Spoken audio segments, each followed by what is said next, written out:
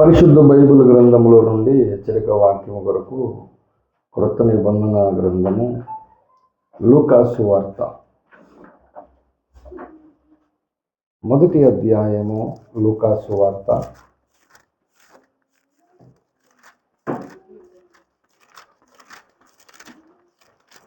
45, 46, 47 వచనాలు నేనే చదువుతాను. లూకాసు వార్త మొదటి అధ్యాయం 45, 46, 47.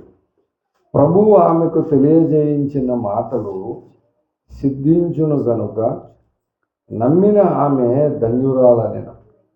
అప్పుడు మరియ ఇట్లనెను, నా ప్రాణము ప్రభువును గణపరుచుచున్నది, ఆయన తన దాసురాలి దీనస్థితిని కటాక్షించెను. చిన్న మాట ప్రార్థన చేసుకొని పరిశుద్ధాత్మ సహాయమును, దేవుని సహాయమును వేడుకుందాం. మహాపరిశుద్ధుడు, ప్రేమగల మా తండ్రి, మహోన్నతుడా, సర్వోన్నతుడా, జీవాధిపతి యేసయ్య, నీ పరిశుద్ధ పాదములకు వందనాలు, స్తుతులు, స్తోత్రములు నాయన. ఈ ఉదయకాల సమయంలో నీ మహాకృపను బట్టి, ప్రేమను బట్టి నాయనదిగో ప్రభువా, నీ సన్నిధిలో మమ్మల్ని జ్ఞాపకము చేసుకొని పాటల ద్వారా నిన్ను స్తుతించి కనపరిచే భాగ్యం మాకు అనుగ్రహించినందుకు వందనాలు. ప్రార్థనలో మాకు తోడై ఉన్నందుకు నీకు స్తోత్రాలు. కీర్తనలో ఉత్తర ప్రత్యుత్తములుగా చదువుటకు మీరు ఇచ్చిన కృపను బట్టి నీకు వందనాలు. అయా నీకు స్తోత్రములు నాయన. ఈ సమయంలో మేమందరము నాయన ఈ పునరుద్ధాన దినమునందు ప్రభు బల్ల యుద్ధకు వెళ్ళాలి నాయన. ఇదిగో ప్రభు, యోగ్యముగా పరిశుద్ధముగా నీ బల్ల యుద్ధకు వెళ్ళడానికి మాకు మీరు సహాయము చేసి, హెచ్చరించి, గద్దించి, బుద్ధి చెప్పి నాయన ఇదిగో ప్రభు, నీ బల్ల యుద్ధకు మమ్మల్ని నడిపించమని, సమస్త విషయంలో సమస్త మహిమ, ఘనత, ప్రభావాలు మీరు పొందమని, ఈ అతి చిన్ని ప్రార్థన అంగీకరించి దీవించమని మా కొరకు త్వరగా రాని ఉన్న పరిశుద్ధ నజరుడైన యేసుక్రీస్తు నామమున ప్రార్థించరిగి వేడుకొనుచున్నాను పరమ తండ్రి, ఆమేన్. మంచిది. ప్రభునందు ప్రియులరా, చదవబడినటువంటి లేఖనములో ఈ మాటలు పలుకుచున్నది ఎలిజబెత్. బైబిల్ గ్రంథంలో ప్రభునందు ప్రియులరా, దేవుడు తమ ధర్మశాస్త్ర ప్రకారము, లేఖనముల ప్రకారము యథార్థముగా జీవించినటువంటి భక్తులను గురించి రాసినప్పుడు చాలా తక్కువ మంది పేర్లు ప్రస్తావించాడు ఆయన. లేఖనం ప్రకారం మనం చూస్తే పాత నిబంధన గ్రంథములో రాజులు మొదటి గ్రంథము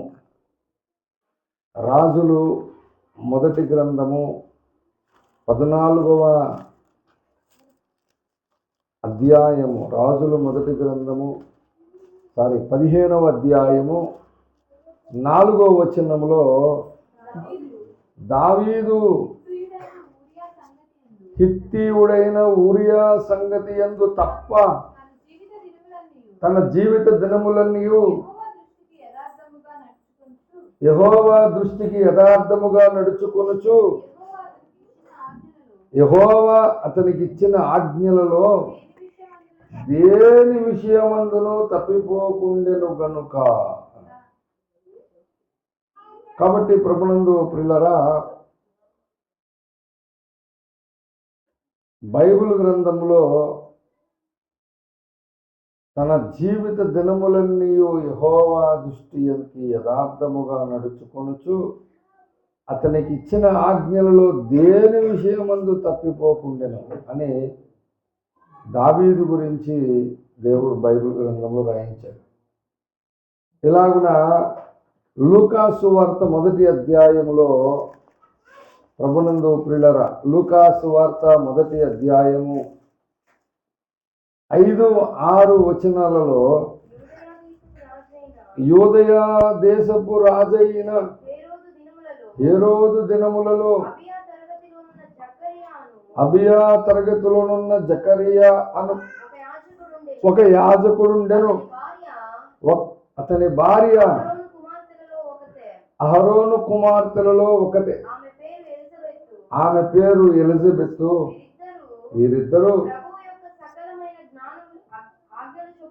వీరిద్దరూ ప్రభువు యొక్క సకలమైన ఆజ్ఞల చొప్పునను న్యాయ విధుల చొప్పునను నిరపరాధులుగా నడుచుకొనుచు దేవుని దృష్టికి నీతిమంతులై ఉండిరి.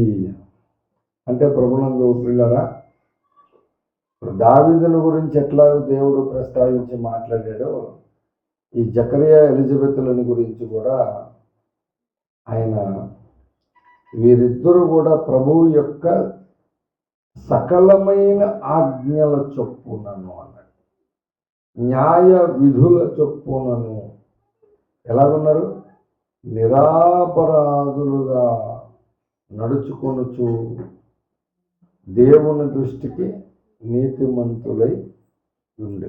ప్రభునందు ప్రియులరా, ఇలాగున్న బైబిల్ గ్రంథంలో దేవుడు నీతిమంతులను గురించి ప్రస్తావించడము చాలా తక్కువ మంది. పాత నిబంధనలు చూస్తే దావీదు, కొత్త నిబంధనలు చూస్తే జకరియా, ఎలిజబెత్.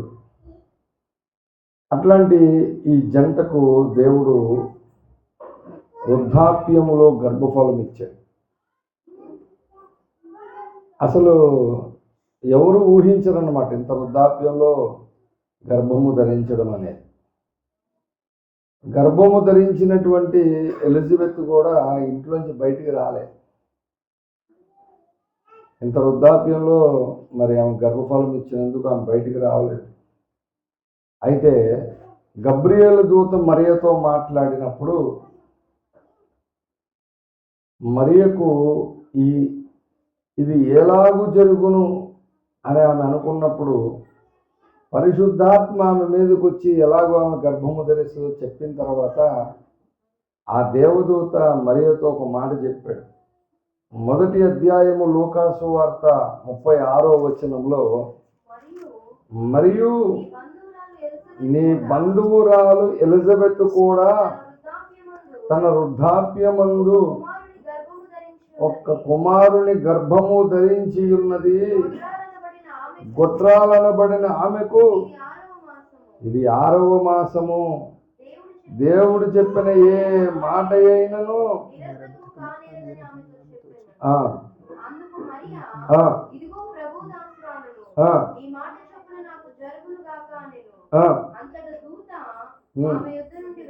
ఎప్పుడైతే దూత వెళ్ళానో 39వ వచనములో, ఆ దినముల యందు మరియ లేచి యూదా ప్రదేశములోని కొండసీములోనున్న ఒక ఊరికి త్వరగా వెళ్ళి జకరియా ఇంటిలో ప్రవేశించి ఎలిజబెత్కు వందనము చేసిందట. ఎలిజబెత్ మరి యొక్క వందనమును వినగానే ఆమె ఎప్పుడైతే మరియా వందనము ఎలిజబెత్ విన్నదో ఆమె గర్భములోని శిశువు గంతులు వేసింది. అంతటి ఎలిజబెత్ పరిశుద్ధాత్మతో నిండుకున్నదే బిగ్గరముగా మాట్లాడుతున్న మాటలలో నేను ఒక్క మాట ఈరోజు మూలవాక్యంగా తీసుకున్నా. 45వ వచనంలో ఎలిజబెత్ ఏమంటుందంటే, ప్రభువు ఆమెకు తెలియజేయించిన మాటలు సిద్ధించును గనుక నమ్మిన ఆమె ధన్యురాలని. అంటే ఇప్పుడు మరియకు చెప్పినటువంటి గబ్రియేలు దూత ప్రభువు చెప్పినటువంటి మాట నమ్మడానికి అవకాశం ఉందా? అవకాశం ఉందా నమ్మడానికి? ఎప్పుడైనా ఒకవేళ నమ్మాలంటే అంతకుముందు అలాంటి కార్యం ఏదైనా జరిగి ఉండాలి. అంతకుముందు ఏదైనా ఒక కార్యము ఇప్పుడు మరియకు చెప్పినట్టుగా జరిగి ఉంటే మరియ నమ్మడానికి అవకాశం ఉంటుంది. కానీ అంతకుముందు ఎన్నడూ జరగలే. డైరెక్ట్గా మరియతోనే ప్రభువు మాట్లాడాడు దూతను పంపించి. ఇప్పుడు మరి దూత చెప్పిన మాట మరియా విని ఆమె అంగీకరించింది కూడా. మనం చదువుకున్న 38వ వచనములో, ఇదిగో ప్రభు దాసురాలను నీ మాట చొప్పున నాకు జరుగును గాక అనెను. గాక అని. ప్రభునందు ప్రియులారా, ఏదైనా ఒక విషయము, ఏదైనా ఒక సంగతి దేవుడు మన జీవితంలో కూడా చెబితే ఎంతమంది ఎంత మట్టుకు నమ్ముతారు? ఉదాహరణకు చెప్తున్నాను, ఎవరు ఏమనుకోవద్దు. చాలాసార్లు దేవుని వాక్యం మాట్లాడుతూ బెంగళూరు వచ్చిన తర్వాత నేను చాలామందిని అడిగినటువంటి ఒక మాట, ఎందు నిమిత్తము మనము బాప్తిస్మము తీసుకోవాలి అని అడిగాను. ఎందు నిమిత్తం మనం బాప్తిస్మం తీసుకోవాలి అని అంటే చాలామంది చెప్పిన మాట,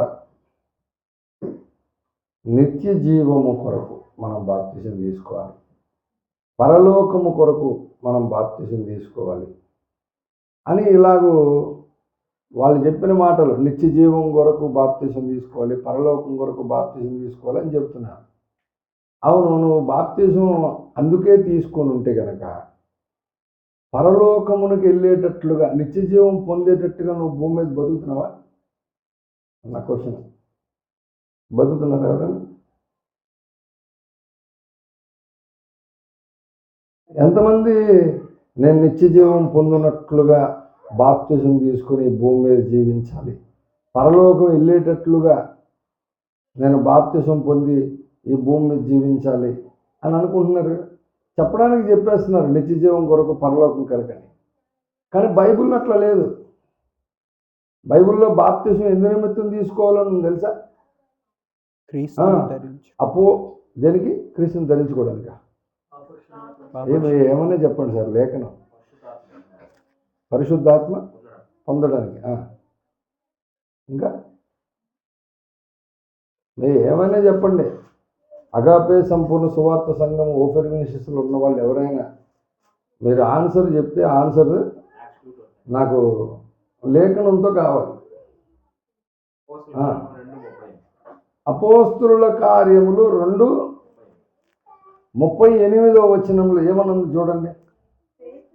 పేతురు, మీరు మారు మనస్సు పొంది దేని నిమిత్తం? పాప క్షమాపణ నిమిత్తము.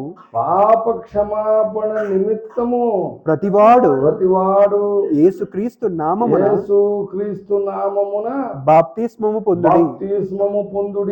అప్పుడు మీరు పరిశుద్ధాత్మను వరము పొందుదురు. అది పరిశుద్ధాత్మ వరమును పొందడానికి బాప్తిజం కాదు, పాప క్షమాపణ నిమిత్తము బాప్తిజం పొందాలి. అప్పుడు పరిశుద్ధాత్మ అనే వరము మనం పొందుతాం. కాబట్టి మొట్టమొదటి స్టెప్లోనే వీళ్ళు చెప్పే ఆన్సరు నిత్య జీవం కొరకు పరలోకం కొరకు అని చెప్తుంటే నాకు చాలా ఆశ్చర్యం వేసేది. అలా చెప్పిన వాళ్ళు పోనీ ఏమన్నా దాని కొరకు అన్నట్లుగా భూమి మీద జీవిస్తున్నారా అంటే, అసలు వాళ్ళు జీవిస్తున్న జీవితం చూస్తే అపోస్తుడైన పౌలు చెప్పినటువంటి వచనములో ఉంటారు వీళ్ళంతా.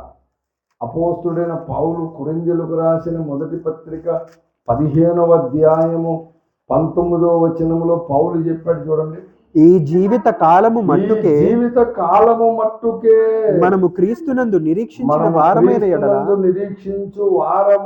ఎడల మనుష్యులందరికంటే దౌర్భాగ్యులమై ఉంది. నిజంగా చెప్పాలి, నిత్య జీవం కోసం పరలోకి వెళ్ళటం కోసమే బాప్తిసం పొందినోడు దాని కొరకే ఈ లోకంలో జీవించేవాడైతే యేసునందు విశ్వాసము ఎప్పటి వరకు ఉంచుతున్నాడు? ఈ జీవిత కాలము మట్టుకే క్రీస్తునందు నిరీక్షించు వారమైన ఎడల అంటున్నాడు. అంటే చూడండి, ఈ జీవిత కాలమే.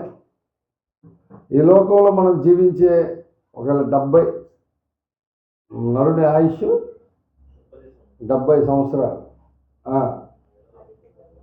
అధిక బలమున్న ఎడల ఈ 80 సంవత్సరాలు 70 సంవత్సరాలు జీవించే జీవిత కాలము, ఈ జీవిత కాలం మట్టుకే క్రీస్తునందు ఏం చేస్తాడు అంటే అర్థం ఏంటి? బ్రతుకున్నంత వరకు శరీరానికి ఏమైనా జబ్బు వస్తే స్వస్థత కావాలి, చదువుకుంటే మార్కులు కావాలి, చదువు అయిపోతే ఉద్యోగం కావాలి, ఉద్యోగం వచ్చిన తర్వాత పెళ్ళి కావాలి, పెళ్ళి అయిన తర్వాత పిల్లలు కావాలి, ఆ తర్వాత మళ్ళీ స్టార్ట్ మళ్ళీ.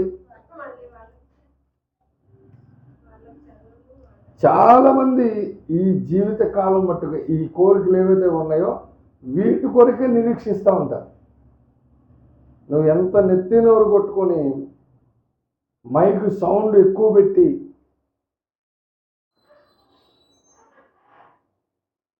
నువ్వు ఎంత చెప్పు, దుర్బోధలు బోధించేవాళ్ళు చెవిటోళ్ళకు సహితం చెప్పి దుర్బోధులకు నడిపించేస్తున్నారు. నాకు చాలా ఆశ్చర్యమైన విషయం అది. మా ఇంటి దగ్గర ఒక మామగారు ఇడ్లీ వ్యాపారం చేస్తుండేది. మా కిరాణా షాప్ ఉంది కదా, ప్రతిరోజు సాయంత్రానికి వచ్చి మినపప్పు, ఇడ్లీ రవ్వ, పచ్చడికి కావాల్సినవన్నీ కొనుక్కునేది. అప్పుడు ఆమె చెప్పేటప్పుడు, ఆ మామ బాగున్నావంటే ఏంటన్నా అంటది. ఏం వినపడదు, దాన్ని ఏదో చెవుడు అంటారు, బ్రహ్మ చెవుడు. ఆ పేరు ఎందుకు పెట్టారో తెలియదు. బ్రహ్మ చెవుడు అని ఎందుకు పెట్టారో తెలియదు. రేపు క్వశ్చన్ అండ్ ఆన్సర్స్లో అడగని చెప్తాడు ఆయన. అవి ఇస్సలు వినపడదు. ఏదో చర్చికి మాత్రం వెళ్తుంది, వెళ్ళినప్పుడు ఆ స్పీకర్ పక్కన కూర్చుంటుందట, అక్కడే కొద్దిగా లైట్గా వినపడుతుందట. దూరం కూర్చుంది అసలు ఏం వినపడదు. ఇంకా అట్లాంటి ఆవిడికి ఒక సంఘ సేవకుడు ఆమె మరి ఎలా చెప్పాడో తెలియదు, మరి అరిచారిసి చెప్పాడో ఎలా చెప్పాడో తెలియదు, ఆమెకి ఆయన అనుకున్నటువంటి బోధ చెప్పి వాళ్ళ సంఘాన్ని నడిపించేసుకున్నాడు. మరి అంత చెవుటావిడి ఆయన ఎలా చెప్పాడు, ఈమె ఎలాగింది, ఆమెకి ఎలాగ అర్థమైంది, ఆ దుర్బోధులకు ఎలా గెలిపిందో నాకు చాలా ఆశ్చర్యం. కానీ శుభ్రంగా వినబడే చెవులు ఉన్న వాళ్ళకి చక్కగా వినపడుతుంది. మైకులో చెప్పవసరంలే, మామూలు చెప్పి వినపడుతుంది. అట్లాంటి వాళ్ళకి నెత్తి నోరు కొట్టుకొని చెబుతున్నాం. ఏమని? మనం ఈ లోకములో దేవుడిచ్చిన ఆయుష్ 70 ఏళ్ళు, అధిక బలం ఉంటే 80 ఏళ్ళు, అది కూడా ఆయాసము దుఃఖమే అన్నాడు. ఈ 80 ఏళ్లలో నువ్వు ఎంత ప్రయాసపడి ఏం చేసి ఎంత పోగు చేసినా సరే మనం పట్టుకొని ఖచ్చితంగా కనీసం ఒక్కటి కూడా ఏమి తీసుకెళ్ళలేము. కానీ మనం వెంట వచ్చేవి కొన్ని ఉంటాయి, మళ్ళీ ఉంటాయా? ఏదో మనం చనిపోయి పైకి పరదేశికి వెళ్ళినప్పుడు మన వెనకాల ఏమైనా వస్తాయా? వస్తాయా? రావా? వస్తాయా?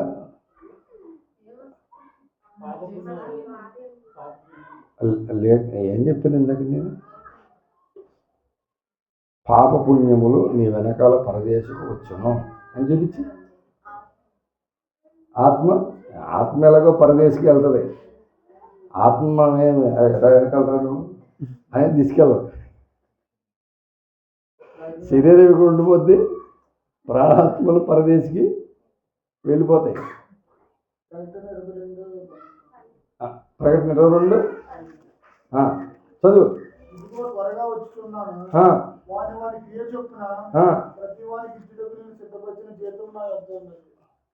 నేనేం అడిగాను, నేనేం చెప్తాను. ఇప్పుడు ఈ వచనం చెప్పాడు కాబట్టి ఈ వచనం గురించి గ్యారెంటీ చెప్పాలి.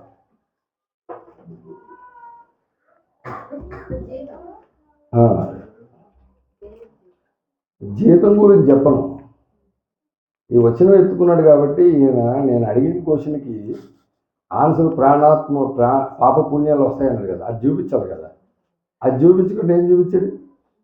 ఇదిగో నేను త్వరగా దాని గురించి చెప్తానన్నా. ఓ పల్లెటూరులో పాస్టర్ గారిని వాక్యానికి పిలిచారట. ఊరంతా వచ్చేసిందండి చర్చికి. ఇంకా దాంతో పాస్టర్ గారికి చాలా ఉత్సాహం వచ్చింది. అబ్బా, ఎంతమందికి వాక్యం చెప్పే భాగ్యం దేవుడు నాకు ఇచ్చాడు అనుకున్నాడు. పుల్పిట్ ఇది ఎంతది కాదు, కొంచెం పెద్దది, నుంచొని ఉన్నాడు. ఈ 200-300 మంది చూసేటికల్లా అసలు ఏం చెప్పాలని మంచి ప్రేరేపణ కలిగి చెప్తే కరెక్ట్గా జీతం గురించి చెప్పాలని, ఇదిగో నేను త్వరగా వచ్చేస్తున్నాను అన్నాడు. మూలవాక్యం తీసుకొని అందరినీ చూశాడు, ఒక్కరు కూడా స్పందించట్లేదంట. మళ్ళీ అన్నాడంట, ఇదిగో నేను త్వరగా వచ్చేస్తున్నాను, అయినా స్పందించలేదట. మూడోసారి ఇంకొద్ది గట్టిగా, ఇదిగో నేను త్వరగా వచ్చినానని పులిపిట్టి ఎవరికి పడిపోయిందట. ఎదరికి పడిపోయికల్లా ఒక ముసలమ్మ ఉంది, తగలలేదు కానీ ఆమె ముందు పడిపోయింది. ఈ పాస్టర్ గారికి పాపం బాధ కలిగి, అమ్మ నన్ను క్షమించమ్మా, నేను అనుకోలేదు, ఇది చాలా గట్టిగా ఉంటుంది అనుకున్నాను కానీ ఎంత తేలిగ్గా ఉంటుంది అనుకోలేదు, ఎదరికి పడిపోయిందంటే నీ తప్పేం లేదు అయ్యా, నువ్వు 3 సార్లు చెప్పావు, నేను తప్పుకోలుగా అంటుందట. ఏమంటుంది, ఇది మూలవాక్యం ఎత్తుకుంటే మా అమ్మగారు ఏమంటుంది, నీ తప్పేం లేదయ్యా, 3 సార్లు చెప్పావు, నేను తప్పుకోవాలి కదా. పాస్టర్ గారికి మైండ్ పోయిందంట దెబ్బకి. అదేంటో మూలవాక్యం ఎత్తుకొని నేను చెబితే నువ్వు చెప్పావు, తప్పు నాదే అంటుంది అని చెప్పని మా అమ్మగారిని అడిగాడట. ఎందుకు వచ్చావమ్మా అసలు చర్చ్ కంటే? ఎందుకు కాదవేంటయ్యా, నువ్వు నుంచోడానికి వేసి షాప్ నాదే, కోటం ఎప్పుడైతే పట్టుకెళ్ళలో వచ్చానంట. దేనికి వచ్చేది ఇప్పుడు అట్లా ఉంది. నేనేమడిగాను, మనతో కూడా ఏమొస్తాయి బాబు అని అడిగితే పాప పుణ్యాలు వస్తాయని చెప్పాడు. సరే అదేదో లేఖనం చూపించంటే ఇది కూడా త్వరగా వస్తుంది అంటే క్రియలు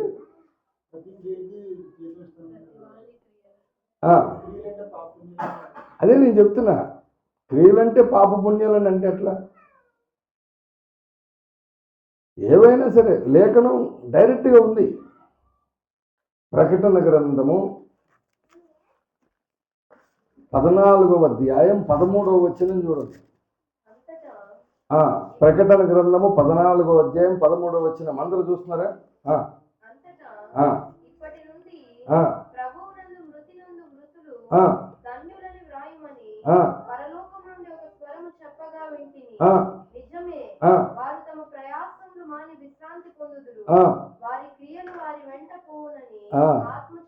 అది చెప్పాలి. వారి క్రియలు వెళ్తాయి వెళ్ళవా? కరెక్ట్గా చెప్పాలి. నా క్రియలు వస్తాయా, డూప్లెక్స్ వస్తుందా? అవునా? ఒకళ్ళు రేపు పొద్దున్న దేవుడు ఆశీర్వదించి ఓ మంచి కారు ఇచ్చాడు అనుకో మనకి, అది రాదా? అది కూడా రాదా? అయ్యో ఎట్లా ఇప్పుడు? కారు వస్తే అక్కడ వేసి తిరగచ్చు కదా. కారు రాదు, ఇల్లు రాదు, బంగ్లా రాదు, నువ్వు కొనుక్కున్న ఆస్తులు రావు, పొలం రాదు, ఇల్లు రాదు, ఏది రాదు. ఏమొస్తుంది? మరి అలాంటప్పుడు ఏది రానప్పుడు ఈ జీవిత కాలం మట్టికి క్రీస్తున్నది ఎలా నిరీక్షిస్తావు నువ్వు? అంటే వేస్ట్ కదా అది. ఈ జీవిత కాలం మట్టికి క్రీస్తునందు నిరీక్షణ వేస్టా కదా? మరి నువ్వు దేనికి నిరీక్షించాలి? నువ్వు దేని కొరకు నిరీక్షించాలి? భక్తులు దేని కొరకు నిరీక్షించారో దాని కొరకు నువ్వు నిరీక్షించాలి. ఆదికాండము 12వ అధ్యాయము 2వ వచనములో అబ్రహామును గురించి ఒక స్టేట్మెంట్ రాశాడు. ఆదికాండం 12:2 ఏమని చెప్పాడు? నిన్ను గొప్ప జనముగా చేసి నిన్ను ఆశీర్వదించి నీ నామమును గొప్ప చేయుదును. 13:2 చదువు. అబ్రహాము వెండి బంగారము పశువులు కలిగి బహు ధనవంతుడై ఉండెను. పశువులు కలిగి బహు ధనవంతుడై ఉండెను. ధనవంతుడు బహుధనవంతుడు? బహుధనవంతుడై ఉండెను. బహుధనవంతుడు అంటే బంగారము, వెండి, ఇవన్నీ ఎంత ధనం ఉంటుంది? ఉదాహరణకి ఏదైనా ఒక చిన్న ఇంటి ఇవ్వండి అంటున్నా,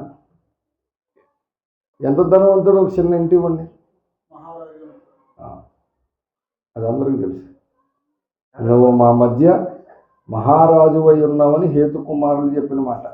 నేను అంటున్నాను, ఇరువురు కలిసి ఉండలేనంతలా లోతు అబ్రహాము. ఇరువురు కలిసి ఉండలేనంత విస్తారమైన పశువులు కలిగి, ఇంకా పశువులు ఒకటే కాదు కానీ వెండి బంగారం అన్నాడు కదా. ల్యాండ్ ఏముంది, వాళ్ళు ఊరిని తీసుకోమన్నారు, ఈయన చూసి డబ్బులు వెండి ఇచ్చాడు. నేను అడుగుతున్నానంటే, వెండి బంగారము పశువులు కలిగిన బహుధనవంతుడై ఉన్నాడని చెప్పినప్పుడు నిరూపణగా ఒక చిన్న విషయం చెప్పండి అన్న. ఇప్పుడు నేనేముంది, నేను అంటున్నా, ఇప్పుడు యేసుప్రభు గారు కూడా చెప్పాడు, మీరు రాజులైన రాజుగారికి కనీసం ఏముండాలి, ప్యాలెస్ ఉండాలి, ఒక్కడ కూడా లేదు.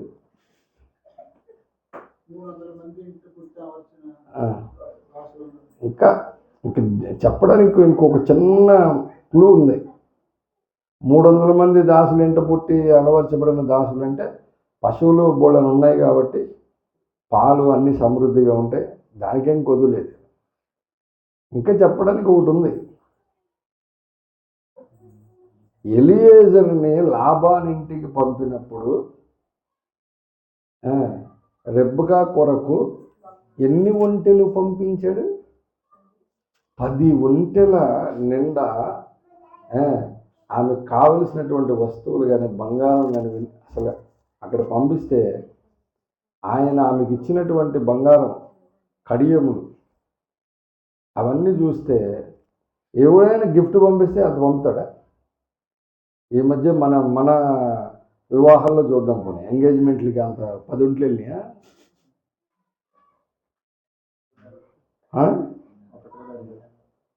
ఒకటి కూడా వెళ్ళదు. ఓ మూలకు రావు మనం పట్టుకెళ్ళి, ఎంగేజ్మెంట్కి పట్టుకెళ్ళి వస్తాయి ఆ మూలకి. కానీ అబ్రహాం గారి ఇంటికాడ నుంచి ఆ లాబానింటికి ఎన్ని ఒంటెల్ని? 10 ఒంటెలు అంట. దాని నిండా మళ్ళీ మోయలేనంత బరువు సామాన్లు పట్టుకొని పోయాడు ఎలియేజరు పనివాడు. అంటే ఇప్పుడు 10 ఒంట్లు పంపించండి, నీకు ఎన్ని ఉంటాయి ఆయనకి? అంతటి ధనవంతుడు ఆయన. కానీ భూమి మీద ఉన్నన్నాళ్ళు దేవుడు వాగ్దానం చేసిన వాగ్దాన పుత్రుడు కొరకు కూడా ఎదురు చూడట్లే ఆయన. సందర్భం వస్తే చెబుతున్నాడు ఆయన, నువ్వేం ఆశీర్వదించినా నాకేముంది ప్రభువా, సంతానం లేని వాడిని అయిపోతున్నాను అన్నాడు. కానీ ఆ సంతానం కోసమే ఎదురు చూస్తున్నట్టుగా ఏమి కనబట్టలేదు. కానీ హెబ్రీయులకు రాసిన పత్రిక 11వ అధ్యాయం 10వ వచనంలో మాత్రం నిరీక్షిస్తున్నాడు మాత్రం రాసి ఉందా లేదా? హెబ్రీయులకు రాసిన పత్రిక 11వ అధ్యాయం 10వ వచనంలో, ఏలయనగా దేవుడు దేనికి శిల్పియు నిర్మాణకుడై ఉన్నాడు, పునాదులు గల ఆ పట్టణము కొరకు అబ్రహాము ఎదురు చూచుచుండెను. అబ్రహాం ఎదురు చూపు దేని కొరకు? పునాదులు గల ఏం తక్కువ నీకు? బంగారం తక్కువ, వెండి తక్కువ, పశువులు తక్కువ, ఎంత ధనవంతుడు. కానీ ఎదురు చూపులు దేనికి? దేవుడు నాకు వాగ్దానం చేసిన వాగ్దత్త దేశం ఉందండి, నేను దానికి వెళ్ళిపోవాలి అక్కడికి. ఇంకా ఆయన మనసంతా ఎక్కడుంది? మనిషి భూమి మీద ఉన్నాడు, ఆస్తి ఉంది, బోళ్ళను ఉన్నాయి, కానీ మనసు మాత్రం ఎక్కడుంది? పునాదులు గల పట్టణం మీద ఉందంత. మరి అంత ధనవంతుడు. మోషేను చూస్తే మోషే ఐగుప్తు దేశంలో ఆయన రాజు. ఆ దినాల్లో ఐగుప్తు దేశము బహు ధనవంతులైనటువంటి దేశము, అన్ని విషయాల్లో ఉన్నతంగా ఉన్నటువంటి దేశము. ఆ దేశమునకు ఈయన రాజుగారు అవ్వాలి. ఆయన రాజుగారు అవ్వాలి. కానీ ఆయన ఏం చేశాడు? అదే 11వ అధ్యాయము 24, 25, 26 వచనాలు. మోషే పెద్దవాడైనప్పుడు ఉమ్, విశ్వాసమును బట్టి ఉమ్, ఐగుప్తు ధనము కంటే ఉమ్, క్రీస్తు విషయమైన నింద గొప్ప భాగ్యమని ఎంచుకొని ఉమ్. అల్పకాలము పాప భోగములు అనుభవించుట కంటే ఆ, దేవుని ప్రజలతో శ్రమ అనుభవించుట మేలని యోచించి ఆ. ఫరో కుమార్తె యొక్క ఫరో కుమార్తె యొక్క కుమారుడు కుమారుడు అనిపించుకొనుటకు ఒప్పుకొనలేదు. ఒప్పుకొనలేదు. ఏలయనగా ఏలయనగా అతడు ప్రతిఫలముగా కలుగబోవు అతడు ప్రతిఫలముగా కలగబోవు బహుమానమందు దృష్టి ఉంచెను. బహుమానం మీద దృష్టి పెట్టాడంట. ఇప్పుడు ఎక్కడుంది మోషే యొక్క కన్నులు? ఆ? ప్రతిఫలముగా కలగబోవు బహుమానం మీద దృష్టి పెట్టాడంట. ఇక్కడ లేదా ఈ దృష్టి, భక్తుల దృష్టి ఇక్కడ లేదు, పరలోకం మీద ఉంది. అసలు సిసలైన నిత్య జీవం కొరకు, పరలోకం కొరకు బ్రతికిన వాళ్ళు ఈ భూమి మీద బాప్తిసం తీసుకున్న వాళ్ళు కాదు. ఈ భూమి మీద బాప్తిసం తీసుకున్న వాళ్ళు అందరూ చాలామంది పరలోకం కొరకు, నిత్య జీవం కొరకు అని చెప్తున్నారు మాటలు అంతే. కానీ వాళ్ళు బ్రతికేది మాత్రం ఇహలోక జీవిత కాలంలో వాళ్ళకు కావలసిన వాటన్నిటి కొరకు క్రీస్తుని నమ్ముకున్నారు అంతే. వాళ్ళు చెప్పిన మాట ప్రకారం కూడా లేరు అట్లాగా. సరే పోనీ అలాగే ఉన్నారు, పోనీ పరలోకం వెళ్తారేమో అని అనుకుందామని అంటే, వీళ్ళు బాప్తిస్మము తీసుకున్నది మొదలుకొని 2 ఏళ్ళు, 5 ఏళ్ళు, 10 ఏళ్ళు, 15 ఏళ్ళు, 20 ఏళ్ళు, 30 ఏళ్ళు, ఇంచుమించుగా నేను బాప్తిజం మొన్న ఫిబ్రవరి 5కి 30 ఏళ్ళు. మా అమ్మగారు 31 సంవత్సరం దాటి 32.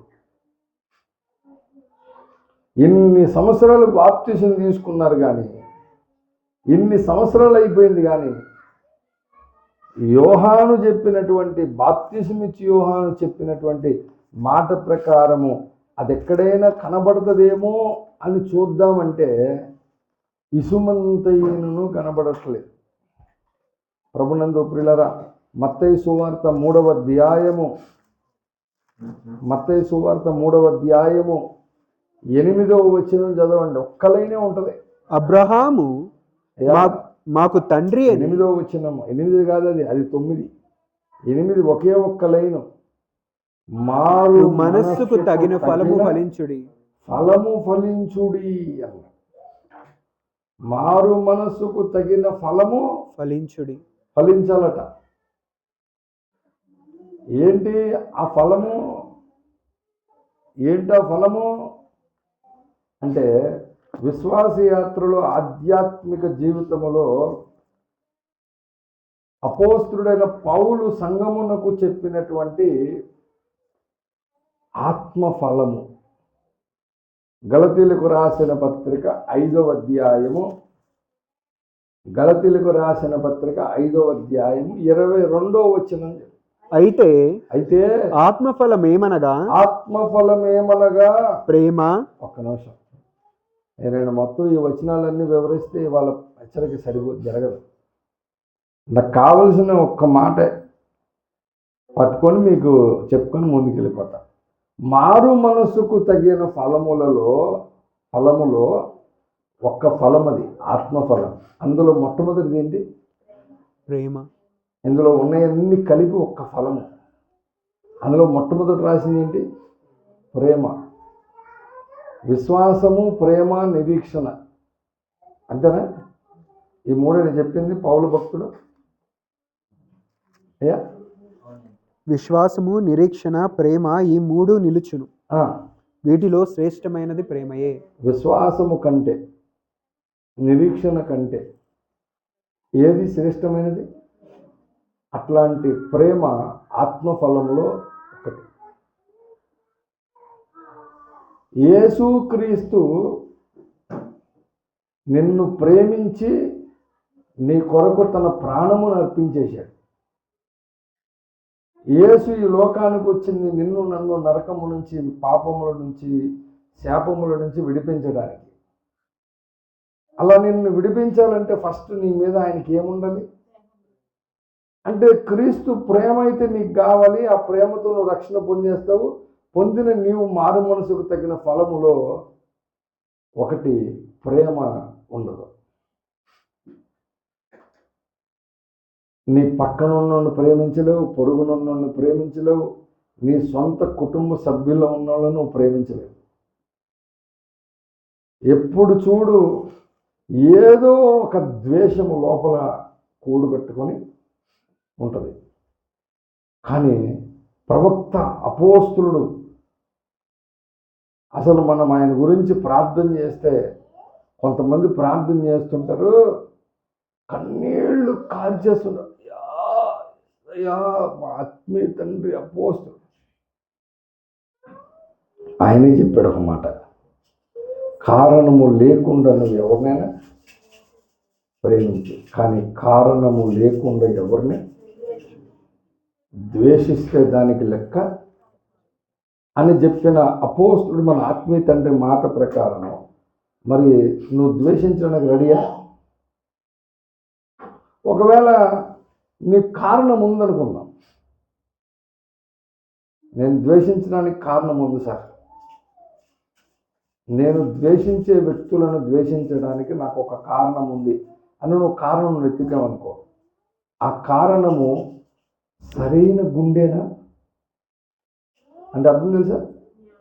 సరైన గుండెనది, న్యాయమైన త్రాసేనది అంటే ఎవరికి వాళ్ళు ఈ త్రాసుని, న్యాయమైన గుండుని న్యాయంగా ఆలోచించేటప్పుడు ఏ వ్యక్తి అయినా నిస్వార్థముగా న్యాయముగా ఆ విషయాన్ని క్యాలిక్యులేట్ చేస్తాడా, లేకపోతే తన పక్షాన్ని మాట్లాడుకుంటాడా?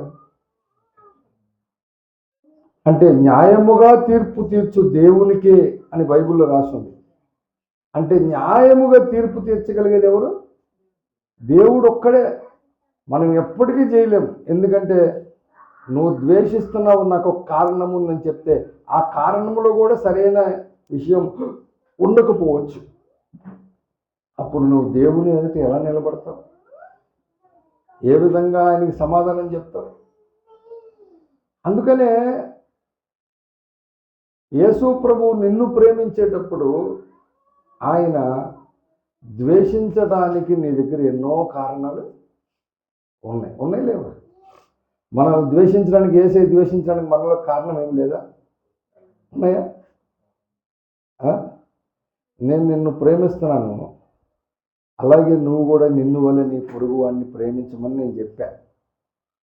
ఆజ్ఞలు ఇచ్చి 2026 ఏళ్ళు అయిపోయింది. కానీ ఆజ్ఞలో కనీసం నిలబడ్డావు? నువ్వు ప్రేమించావా? ప్రేమిస్తున్నావా? నిన్ను వల్ల నీ పొరుగు వాడిని ప్రేమిస్తున్నావా?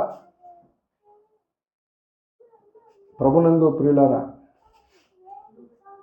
సొలొమోను భక్తుడు ఈ భూమి ఉన్నప్పుడు ఆయన రాసినటువంటి సామెతల్లో ఒక మాట ఉంది, విస్తారమైన మాటలలో దోషముండక మానదని. అవును, విస్తారమైన మాటల్లో దోషాలు ఎలాగుంటాయి అంటే, నిన్న క్యారల్స్కి వెళ్ళినప్పుడు ఒక చోట కూర్చొని ఒక ఆయన స్టేటస్ పెడితే చూసే, దారంలో పోతూ పోతూ పక్కన కూర్చుని ఆయన్ని, ఆ సార్ బాగున్నారా అన్నాడు. ఆగోయ్ నువ్వు, అవును బాగాలేదు, నువ్వేమైనా తీరుస్తావా? చాలా ప్రాబ్లమ్స్ ఉన్నాయి, నువ్వేమైనా తీర్చి పెడతావా? అప్పులు ఉన్నాయి, నువ్వు 10,000 ఇస్తావా అని చెప్పని ఆయన మీద పడిపోతున్నాడు ఈయన. అంటే ఇప్పుడు ఎలా ఉంది పరిస్థితి?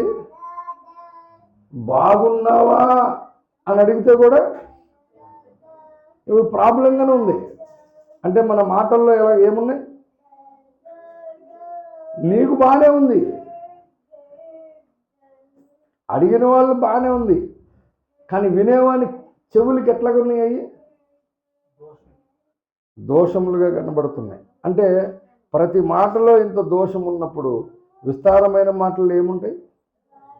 దోషాలు ఉండక మానవన్నాడు. కాబట్టి చాలామంది దోషాలు మాటల్లోనే నెతికేస్తారు, మాటల్లోనే అభ్యంతర పడిపోతారు, మాటల్లోనే నిర్ణయాలు తీసేసుకుంటూ ఉంటారు. ఆ లెక్కన రోజు దినములో ఎన్ని మాట్లాడుతున్నామో అన్ని మాటలలో పౌలు భక్తుడు చెప్పినట్లు అపోస్తుడైన పౌలు కొరింథీయులకు రాసిన మొదటి పత్రిక 10వ అధ్యాయము 31వ వచనం మీరు చదవండి. కాబట్టి మీరు భోజనము చేసినను పానము చేసినను మీరేమి చేసినను సమస్తమును దేవునికి మహిమ కొరకు చేయుడి. అంటే ఇప్పుడు నువ్వు ఏం చేసినా ఏం రావాలి? దేవునికి మహిమ వస్తుందా? మరి ఆలోచించాలి, వస్తుందా?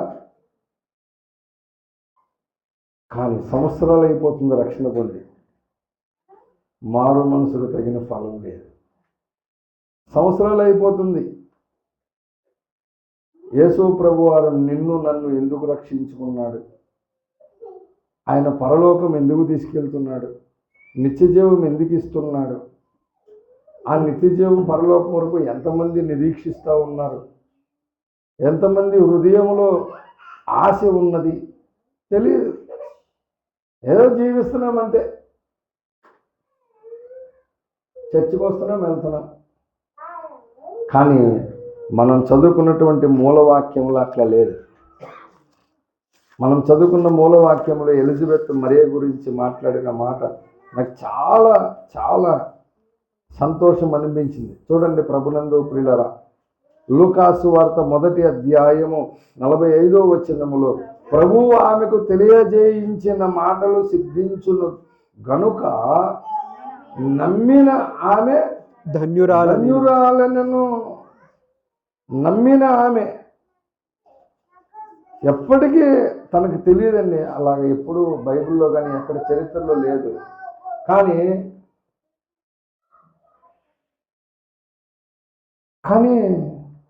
నమ్మేసింది. ప్లస్ అలా నమ్మి విశ్వసించుట ద్వారా తనకు మొదటి శతాబ్దంలో ఆమెకు నిందలే ఎక్కువ పడినాయి. ప్రదానము చేయబడిన ఈ స్త్రీ ఎట్లాగో గర్భము ధరించింది. సంథింగ్ ఏంటో ప్రాబ్లం.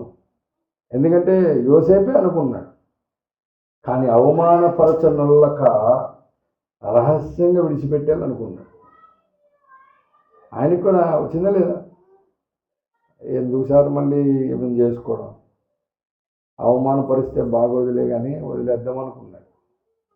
కానీ దేవుడు చెబితే ఆయన కూడా సిద్ధపడ్డాడు. కానీ ఈనాడు దేవుడు చెప్పని, దైవజనుడు చెప్పని, ప్రవక్త చెప్పని నమ్మే పరిస్థితుల్లో విశ్వాస సమాజం లేదు. ఆ క్షణానికి ఆ వాక్యం విన్నప్పుడు ఆ కొంచెం సేపు భయం అంతే. ఆ రోజు లేదా గుర్తున్న 2వ రోజు లేదా ఆ వారం అంతే. ఆ తర్వాత కథ కంచికి, మనం ఇంటికి. కానీ నేను ఒక మాట మీకు చెబుతాను, ప్రభునందు ప్రియులారా, మీరు అభ్యంతరపడాలంటే ఒక మాట చెప్పి 2వ విషయం చెప్పి ముగించేస్తా.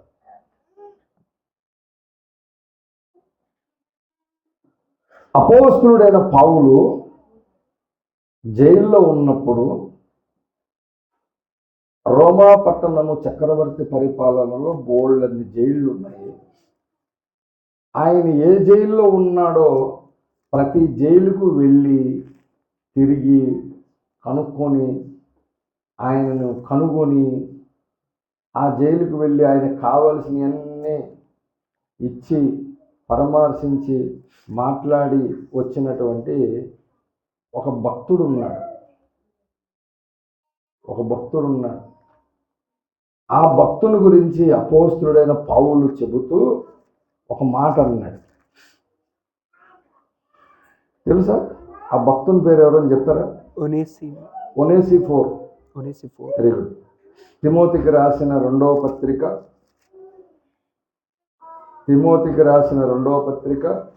1వ అధ్యాయము 15వ వచనం నుంచి చదువుదాం. ఆసియాలోని వారందరూ నన్ను విడిచిపోయిరను సంగతి నీవెరుగుదువు. వారిలో ఫుగెల్లు, హెర్మోగెనే, అనువారున్నారు. ప్రభువు ఒనేసిఫోరు ఇంటి వారి అందరూ కనికరము చూపును గాక. అతడు రోమాకు వచ్చినప్పుడు నా సంఖ్యలను గూర్చి సిగ్గుపడక శ్రద్ధగా నన్ను వెదకి కనుగొని అనేక పర్యాయములు ఆదరించెను. మరియు అతడు ఎఫెసులో ఎంతగా ఉపచారము చేసెను అది నీవు బాగుగా ఎరుగుదు. ఆ దినమునందు అతడు ప్రభువు వలన కనికరము పొందినట్లు ప్రభువు అనుగ్రహించును గాక. ఇప్పుడు ఇక్కడ మీరు ఒనేసిఫోరు పౌలు గారి జీవితంలో చేసినటువంటి ఒక పని కొరకు ఆయనకు దేవుడు ఏం చూపించాలని కోరుకుంటున్నాడు? పౌలు కనికరము, కృప. అంటే కనికరము చూపించాలని పౌలు కోరుకుంటున్నాడు. అవును కదా? 16వ వచనంలో ఏమన్నాడు? ప్రభువు ఒనేసిఫోరు ఇంటి వారి యందు కనికరము చూపును గాక. అంటే ప్రజెంట్ ఇప్పుడున్న ఈ సిచ్యువేషన్లో దేవుడు ఆయనకి కనికరం చూపించాలి. నెక్స్ట్ మళ్ళీ ఎప్పుడు చూపించాలంట? ఆ దినమునందు. అంటే మళ్ళీ చివరిలో మళ్ళీ ఏమన్నాడంటే ఆయన చేసినటువంటి అన్ని తిమోతికి చెప్పి ఆయన ఏమన్నాడు? ఆ దినమందు అన్నాడు. అంటే ఏ దినము? ప్రభు రాకడ. ఆ దినం అంటే ప్రభువు రాకడ సమయములు.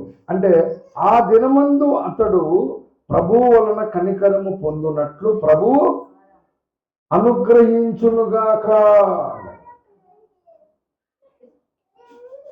అవునా? కాబట్టి ప్రభునందు ప్రియులరా, మీరు ఆలోచించండి ఒకసారి. అంటే కనికరము ఎప్పుడెప్పుడు కావాలి?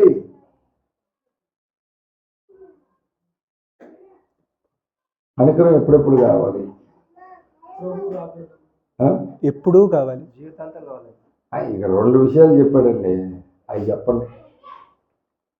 ఒనేసిఫోరు ఇంటి వారి యందు కనికరము చూపును గాక అంటే ప్రస్తుతం మనం జీవించి ఉన్న ఈ కాలంలో మనకి ఏం కావాలి?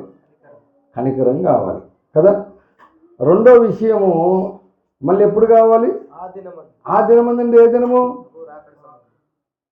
ప్రభువు రాకడ సమయంలో మధ్యాకాశములో కూడా మనకేం కావాలి?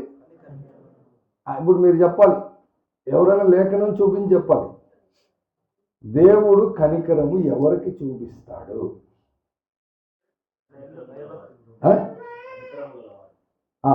లేఖనం మత్తయి సువార్త 5వ అధ్యాయము 7వ వచనం. అంటే ఇప్పుడు నువ్వు ఇతరుల ఎడల ఏముండాలి నీకు? అంటే నీకేం దొరుకుద్ది? మరి ఉందా కనికరం? నీకు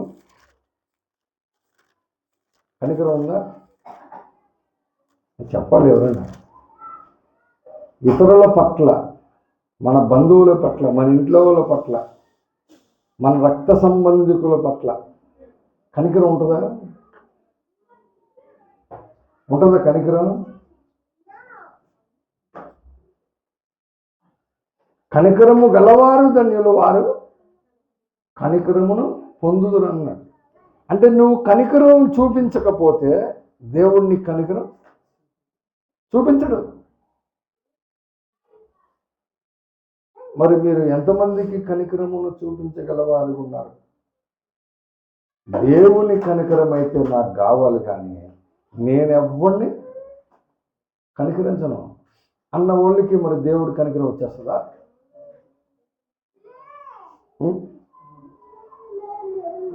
సరే, ఈ భూమి మీద నువ్వు ఎవరి మీద కనికరం చూపించవు, నీకు కూడా కనికరం రాదు. సరే, ఇక్కడ మనం ఎట్లా కొట్లకు జీవించేస్తాం. ఎందుకంటే కనికరం నాకెందుకు సార్ కనికరం? మా నాన్న ఉన్నాడు. నాకెందుకు సార్ కనికరం? మా ఆయన ఉన్నాడు. నాకెందుకు సార్ కనికరం? నా పక్షాన బోల్డ్ మంది ఉన్నారు, నేను ఎవరికో చూపించాల్సిన పని లేదని నీకు ఈ భూమి మీద నీ కుటుంబ సభ్యుల కనికరం అన్ని బోళ్ళని దొరుకుతాయి కదా. ఇంకా దేవుడి కనికరం నీకు అక్కర్లేదు ఈ భూమి మీద. సరే, రైట్, యాక్సెప్టెడ్. మరి మధ్యాకాశంలో ఎవడిస్తాడు కనికరం నీకు? అదన్నీ చెప్పాలి కొన్ని. అప్పుడు మా నాన్నగారి కనికరం ఉంటుందా నాకు? మా అమ్మది? మా ఆయన ఉంటుందా? లేకపోతే మధ్యాకాశంలో ఎవరు కనికరం కావాలి? ఎవరు చూపించాలి? దేవుడు ఒక్కడే చూపించాడు. ఎట్లాంటి ఆశలు వేస్తారని 2 సార్లు రాశాడు పౌలు. ఊరినే కాదు, పరిశుద్ధాత్మ దేవుడికి బాగా తెలుసు ప్రతి ఒక్కరూ వారికి ఉన్నటువంటి అతిశయం ఏంటంటే నాకేంటని. చాలామంది తెలీదు. దేవుడు చూస్తాడు చూస్తాడు చూస్తాడు చూస్తాడు. మనము లోపడతామో లేదని చూస్తాడు. లోపడకపోతే దేవుడు తీసుకునే నిర్ణయాలు చాలా భయంకరంగా ఉంటాయి. రక్షణ పొందేస్తారు. దేనికి రక్షణ పొందారు? దేనికి రక్షణ పొందారు అంటే అదేంటండి, మిడతలు వస్తాయంటండి. వాటికి ఆడవాళ్ళు జల్లాగా బారుగా తోకలు ఉంటాయంటండి. అవి చిన్న చిన్న మిడతలు కాదంటండి, చాలా పెద్ద పెద్దవి అంటండి. ఆ మిడతలు వచ్చినప్పుడు కుడతాయంటండి. ఆ బాధ చాలా భారం అంటండి, భయంకరం అంటండి. ఆ బాధ తట్టుకోలేక బెంగళూరులో బాగా ఎత్తైన బిల్డింగ్ ఏది ఉందో చూసి, అది ప్రెస్టేజ్ టవర్స్ అని తెలిసి పైకెక్కి 30 ఎన్నో ఉంటాయి కిందకి దూకానండి. కానీ సాగలేదండి, బెడ్ మీద ఉన్నానండి. ఆ బాధ మాత్రం తట్టుకోలేకపోతున్నానండి అని ప్రకటన గ్రంథములో ఉన్నటువంటి బూరలు ఊదినప్పుడు జరిగిన సంఘటన చెబితే అది వినేసి రక్షణ పొందేశారట. దేనికి భయపడి? దేవుడికి కాదు, దేనికి భయపడి? మిడతలకు. ఆ టైంలో కనుక భూమి మీద రక్షణ పొందకుండా ఉంటే ఆ పాస్ గారు చెప్తాడు, నుదుటి మీద ముద్ర లేని వారినే తప్ప ముద్ర ఉన్న అసలు ఎట్టి పరిస్థితిలో కొట్టకూడదు. ముద్ర చూసిందంటే భయపడేదే పారిపోతాయి. ముద్ర లేకపోతే చక్కం నేసేస్తుంది. ఇంకంతే, చూసుకో బాధ, తర్వాత నీ ఇష్టం, నువ్వు రక్షణ పొందకపోతే నీ పని అయిపోయినట్టు అని చెప్పంగానే ఓ బాబు ఇది ఎక్కడ గోలరు అని చెప్పని ఆ మీటింగుల్లోనే ఆ పాస్టర్ గారికి చెప్పి టకామని మునిగేసి రక్షణ పొందేసి, రక్షణ పొందేసిన నాట నుంచి మన ఇంటి ముందు శివకు జోషుడు వెళ్ళినా మనం వెళ్ళిపోమనం దా శిలకు జోషి అని చెప్పాలి. సోదమ్మాయి వెళ్తే సోదమ్మాయిని వెళ్ళము, సోది చెప్పించుకోవాలి. ఓ పక్క ఆదివారం గుడికి వెళ్తూనే ఉంటారు ఈ కార్యాలన్నీ. ఎందుకు చేస్తున్నావు? చొల్లు చేస్తున్నావు ఎందుకు నీకు? ఈ సోద ఇవన్నీ ఎందుకు నీకు? నువ్వు జీవము గల దేవుణ్ణి నమ్ముకున్న తర్వాత ఇవన్నీ అవసరమా? ఏవైనా ఇవన్నీ మార్చగలవా? నిన్ని ఏమన్నా చేయగలవా?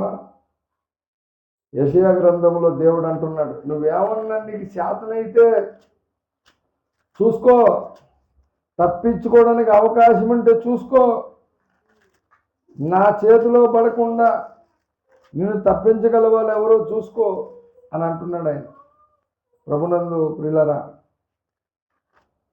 యెషయా గ్రంథము 47వ అధ్యాయము 13వ వచనములో అంటున్నాడు. 12 కూడా చదువుతాం.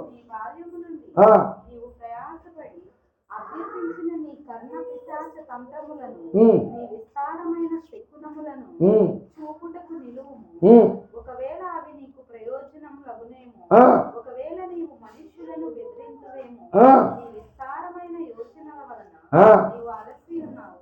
జ్యోతిష్యులు, నక్షత్ర సూచకులు, మాసచర్య చెప్పువారు నిలువబడి నీ మీదకి వచ్చినవి రాకుండా నిన్ను తప్పించి రక్షించుదురేమో ఆలోచించు. అబ్బాబాబా, ఏమంటున్నాడు? ట్రై చేయి, నీ మీదకు రాకుండా అవి నిన్ను తప్పించి రక్షించునేమో ఆలోచించు. దైవజనుడు చెప్పే మాటలు కనీసం పట్టించుకోరు.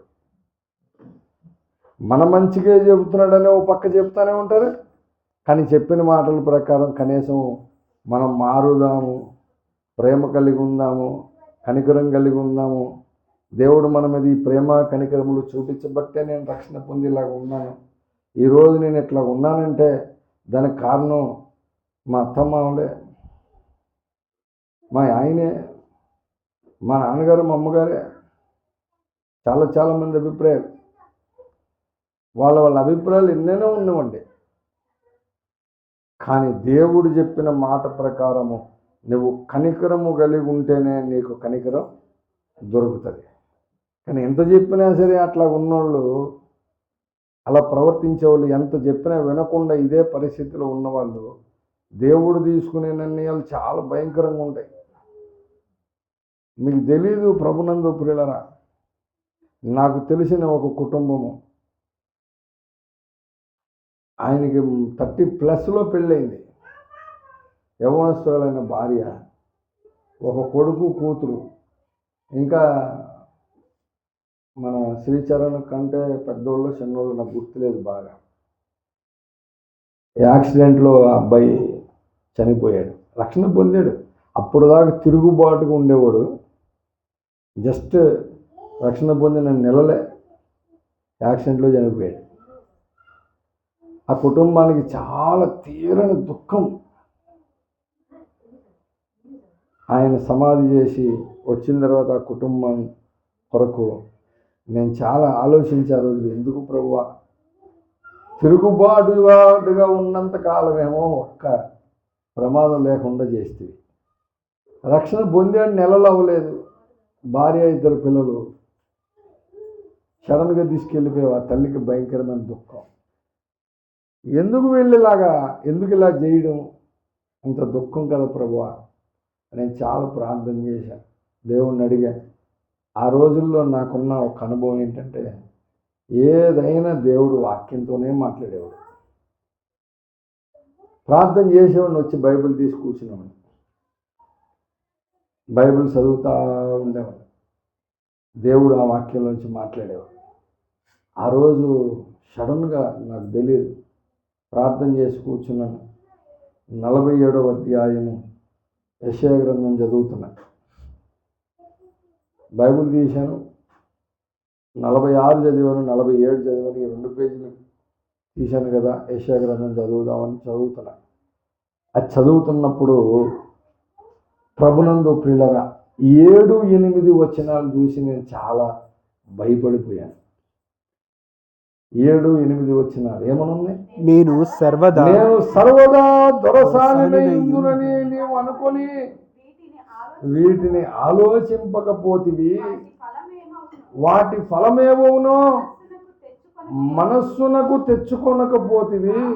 కాబట్టి సుఖాసక్తురాలవై నిర్భయముగా నివసించుచు నేనే ఉన్నాను, నేను తప్ప మరి ఎవరునూ లేరు, నేను విధవరాలనై కూర్చుండను, పుత్రశోకము నేను చూడనని అనుకునుచున్నదానా.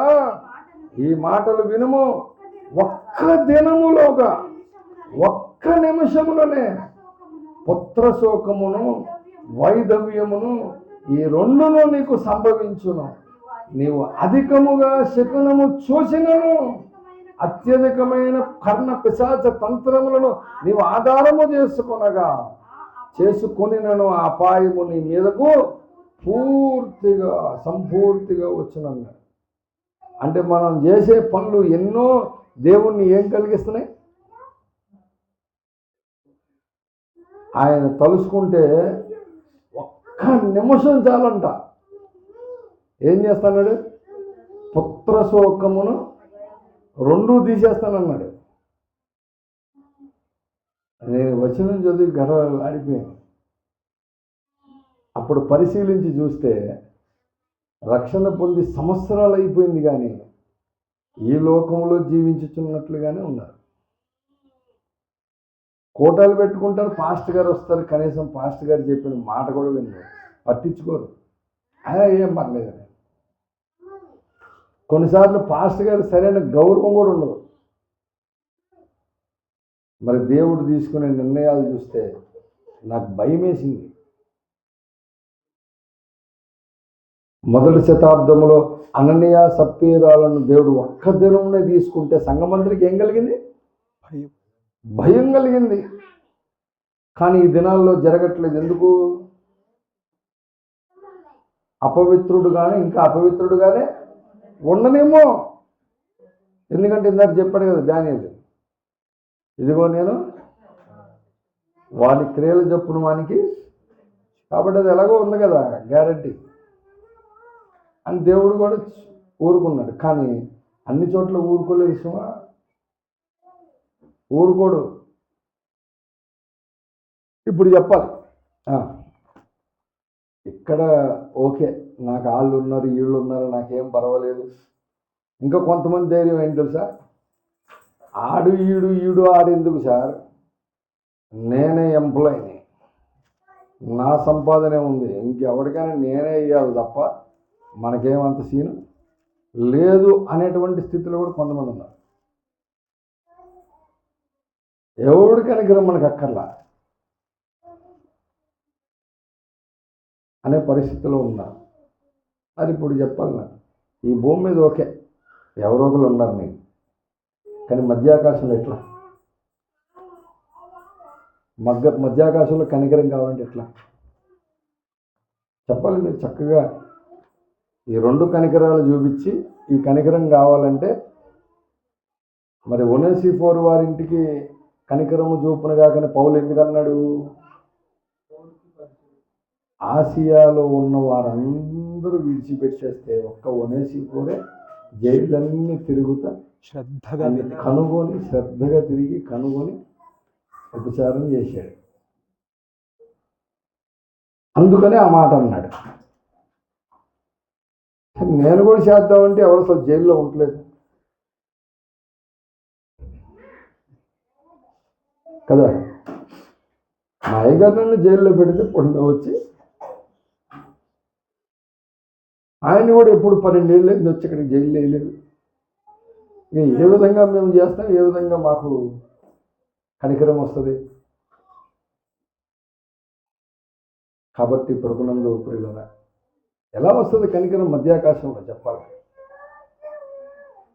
మత్తయి 5వ అధ్యాయము 7వ వచనంలో చెప్పారు, బాగానే ఉంది. ఇంకా అది ఓకే, ఇంకెక్కడ వస్తుంది చూడండి. లూకాసు వార్త 1వ అధ్యాయము 50వ వచనం చదవండి. ఆయనకు భయపడు వారి మీద ఆయన కనికరం ఎప్పుడెప్పుడు తరములు ఉండునట.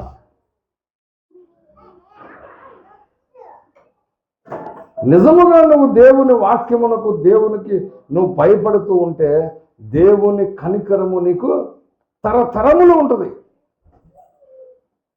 చెప్పిన మాట విని దైవజనుడు చెప్పాడు కాబట్టి నేను ఉంటాను, అట్లాగా ప్రేమ కలిగి ఉంటాను, మారు మనసుకు తగిన ఫలమది అని నీలో ఒక మార్పు కనబడినప్పుడు, నేను చాలా కుటుంబాలు చూస్తూ ఉంటాను. నేను ఒకళ్ళు రక్షణ పొందుతారు, మిగతా వాళ్ళు పొందరు. ఒకళ్ళు సత్యంలోకి వస్తారు, మిగతా వాళ్ళు రారు. అలానే అన్ని కుటుంబాల్లో కాదు, కొన్ని వీళ్ళు సరైన కనికరం కలిగిన వారిగా, ప్రేమ కలిగిన వారిగా ఉండరు. కానీ దేవుని ప్రేమ కనికరం వీళ్ళకి కావాలి, కానీ ఇంట్లో వాళ్ళు పొందరు రక్షణ. ఎందుకు పొందాలి? కాబట్టి దేవుని కనికరము ప్రభునందు ప్రియులారా, 1వ అధ్యాయం 30వ వచనములో ఈ శుభవచనం ఏమిటో అని ఆలోచించుకొనుచుండగా దూత, మరియా భయపడకము, నీవు కృప పొందితివి, దేవుని కృప పొందితివి అన్నాడు. ఈ కృపా కనికరాలు పొందడం అంత ఈజీ కాదు. యేసు ప్రభువును కన్న తర్వాత యోసేపుతో కలిసి మళ్ళీ 100 మంది పిల్లలను కన్న తర్వాత కూడా ఆమె జీవితంలో మనం ప్రతి చోట గమనిస్తే ఆమె వినిన సంగతులన్నీ హృదయంలో భద్రం చేసుకుంది. కాబట్టి ప్రతి చోట యేసు ప్రభు ఏం చెప్తే దానికి విని లోబడి హృదయంలో ఉంచుకొని తలపోసుకుంటూ భద్రం చేసుకుంది. ఎక్కడ ఫీల్ కాల, ఏందమ్మా నన్ను ఎదిగది మీరు, నా తండ్రి పని మీద ఉండాలి, మీకు తెలీదా అని అంటే యాక్చువల్గా ఏమనాలి? అంత పెండ్లి విందు జరుగుతూ ఉంటే ఆ పెండ్లి కుమారుడికి ఎక్కడ పరుగు పోద్దని చెప్పని వచ్చి ద్రాక్షరసం అయిపోయింది నాయన అని చెప్తే నాతో నీకేం పని అంటావా? నువ్వు ఇంటికి రా, నీ సంగతి చూస్తా. ఏమనుకుంటున్నావు? చిన్నప్పుడు నేను పెంచిందాన్ని అని అనలే. ఎవరు నా తల్లి, ఎవరు నా సహోదరుడు అని చెప్పని యేసు ప్రభువు వారు అనేకుల ముందు మాట్లాడినప్పుడు కూడా నేను ఒక్క మాట కూడా పలకలేదు. ఎందుకు? ఎప్పుడో ఆయన పుట్టినప్పుడే మొత్తం అన్ని సంగతులు హృదయంలో భద్రం చేసుకుంది. కానీ ఈనాడు ఎన్ని సంగతులు విను, ఆ ఏమి హృదయంలో ఉండవు. కాబట్టి ప్రభునందు ప్రియులారా, నమ్మిన ఆమె ధన్యురాలు. నేను నమ్మిందంతే. ఇప్పుడు నేను చెప్పిన విషయాలు నమ్మితే గనక మీరు పరలోకం కావాలా, నిత్యజీవం కావాలా మీరే ఆలోచించుకోండి. మధ్యాకాశంలో కనికరం కావాలా మీరే ఆలోచించుకోండి. నమ్మితే 46వ వచనం లూకాసు వార్త 1. అప్పుడు మరియ ఇట్లనే, నా ప్రాణము ప్రభువును గణపరుచుచున్నది. అప్పుడు ప్రభునందు ప్రియులారా మీరు గమనించండి, మనలో కూడా మనము ఏ దీనస్థితిలో ఉన్నామో ఆ దీనస్థితిలో దేవుడు నిన్ను కటాక్షించాలంటే నువ్వేం చేయాలి? నీ ప్రాణము నిరంతరము ప్రభువుని గణపరుచుచుండాలి. నువ్వు చేసే ప్రతి పని దేవుణ్ణి గణపరిచేదిగా ఉండాలి. నువ్వు చేసే ప్రతి ఒక్కటి దేవునికి మహిమకరముగా ఉండాలి. అందుకని నాడు చూపించే పౌలు చెప్పిన మాట, భోజనము చేసినను పానము చేసినను మీరు ఏమి చేసినను ఏం రావాలి? దేవునికి మహిమ రావాలి. మరి మనం చేసే దాంట్లో దేవునికి మహిమ వస్తుందా? దేవునికి ఘనపరిచే అవకాశం ఉందా? లేకపోతే నిన్ను బట్టి దేవునికి బాధ కలిగించేటట్లుగా ఉందా? ఎలా ఉంది? ఎందుకు ఒక ప్రేరేపణ కలుగుతుంది? ఒక వచనం చూపించిన సామెతల గ్రంథములో ఒక మాట ఉందండి.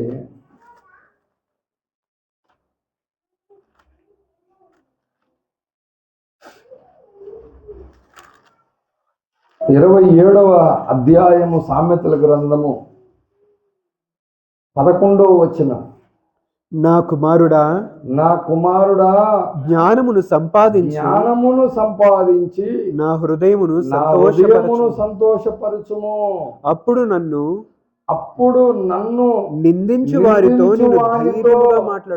నేను ధైర్యముగా మాట్లాడుదును అన్నాడు. అవును, దేవుని నిందించే అవకాశం ఎవరికి వస్తుంది? దేవుణ్ణి ఎవరు నిందించగలరు? సాతాను నిందిస్తాడు లేదా? అవకాశం ఉంది అలాగా? ఎప్పుడైనా అలా జరిగిందా? ఎప్పుడు?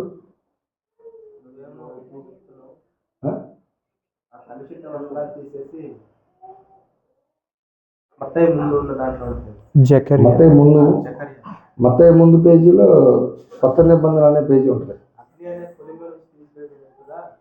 అది మలాకీలో లేదు. నేను అడుగుతుంది అది కాదు.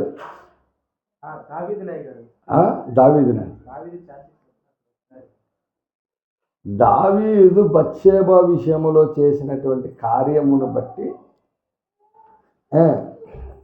దేవునికి ఏం కలిగింది? శత్రువు దూషించడానికి హేతువు కలిగిందట. సమూయేలు 2వ గ్రంథము 12వ అధ్యాయము 14-15 వచనాలలో అయితే ఈ కార్యము వలన యెహోవాను దూషించుటకు ఆయన శత్రువులకు నీవు గొప్ప హేతువు కలుగజేసితివి గనుక నీకు పుట్టిన బిడ్డ నిశ్చయముగా చచ్చునని. అంటే ఇప్పుడు ఆయన శత్రువులకు, అంటే దేవుని శత్రువులకు దూషించడానికి ఒక గొప్ప హేతు ఎలా కలిగింది? ఈ దావీదు చేసినటువంటి అతిక్రమమును బట్టి దేవుణ్ణి సాతాను దూషించడానికి ఒక హేతు అయింది. అవునా?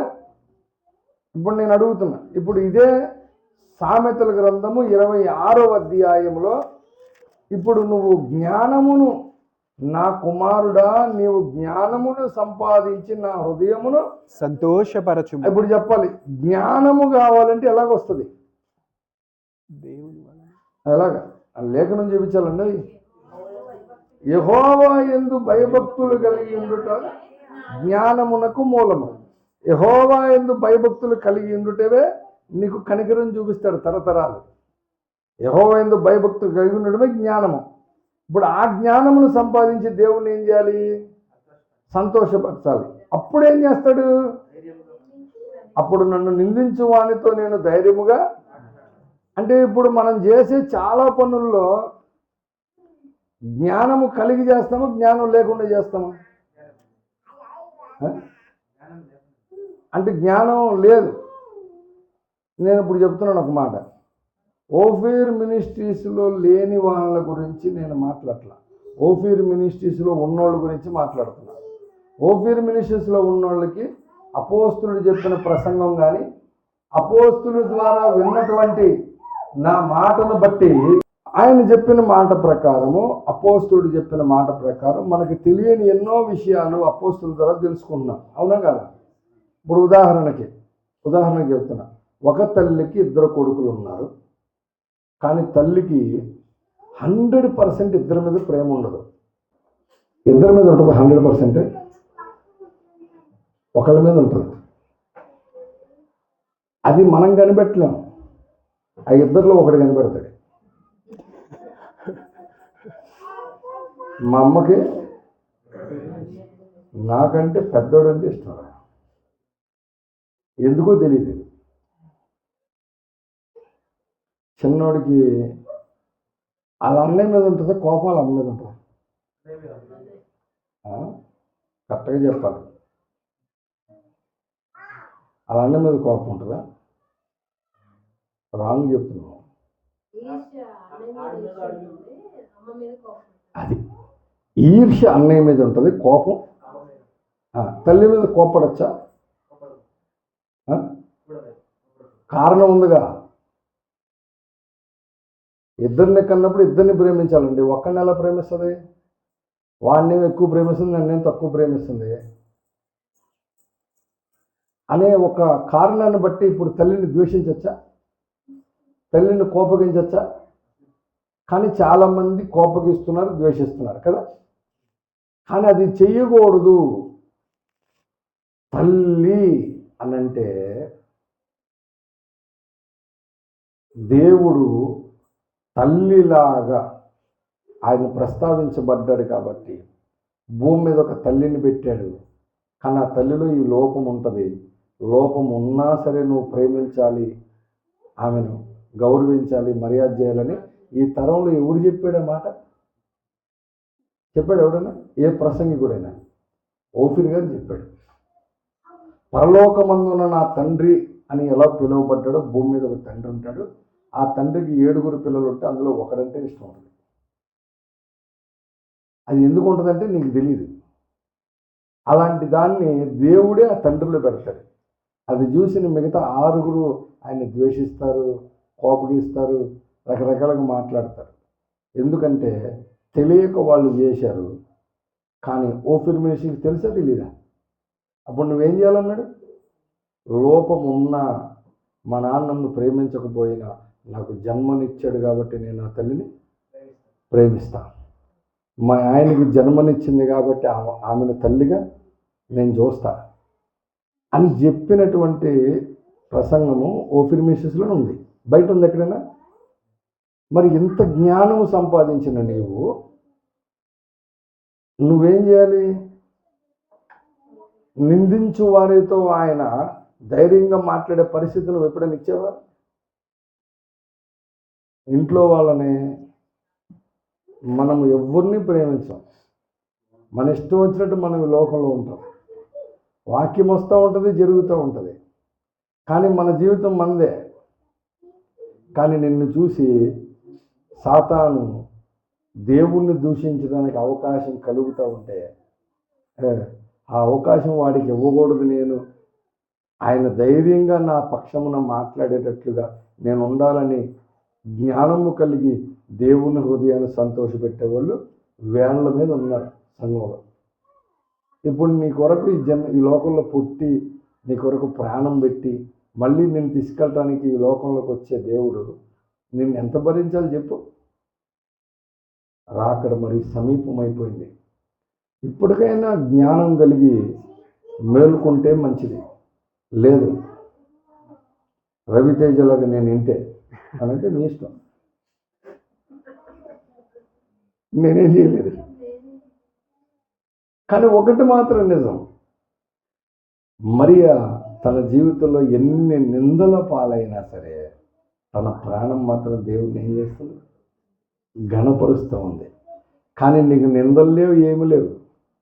నీ కొమ్ము హెచ్చించాడు దేవుడు, నిన్ను ఆశీర్వదించాడు, నీకు భూమి మీద కావలసినన్ని ఇచ్చాడు, అన్నీ సమకూర్చాడు. కానీ ఎన్ని ఇచ్చినా సరే నన్ను బట్టి దేవుడు దుష్టునితో, ఆయన దూషించే వారితో ధైర్యంగా మాట్లాడేటట్లుగా నేను నా బ్రతుకును బ్రతికి దేవుణ్ణి కనపరుస్తాను వాళ్ళు కనబడట్లా. కానీ ఆ ధన్యత ఎవరికి ఉంది? మరియకు ఉంది, ఎలిజబెత్కు ఉంది, బైబిల్ గ్రంథంలో శ్రేష్టమైన భక్తులకు ఉన్నారు. ఏది మనకి? ప్రార్థన చేద్దాం. ప్రభువు సన్నిధిలో, దేవుని సన్నిధిలో బ్రతిమాలుకుందాం, కాళ్ళు పట్టుకుందాం, వేడుకుందాం.